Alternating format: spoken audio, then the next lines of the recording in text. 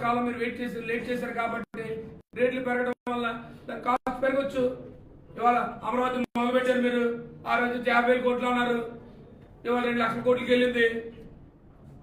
లేదు కిలోమీటర్ 174 కోట్ల రూపాయలు ఖర్చు పెడతారని చెప్పి ఇవాళ పేపర్లో వచ్చింది. మీరు ప్రజా వైద్యం వచ్చి కనీసం ఒక 500 కోట్ల రూపాయలతో ఒక హాస్పిటల్ కడతాము, ఉచితంగా వస్తుందంటే ఎందుచేత మీరు చెప్పిన కారణం సహేతం కాదు.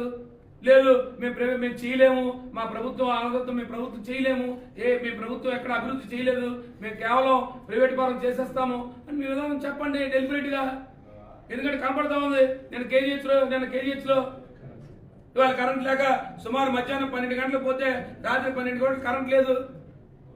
కేజీహెచ్ హాస్పిటల్ అంటే సుమారు వేలాది మంది పేషెంట్లు ఐసీయూ బెడ్ల మీద ఉంటారు, వేలాది మంది రోగులు ఉంటారు, వాళ్ళు ఉంటారు, వాళ్ళ సందర్శకులు ఉంటారు.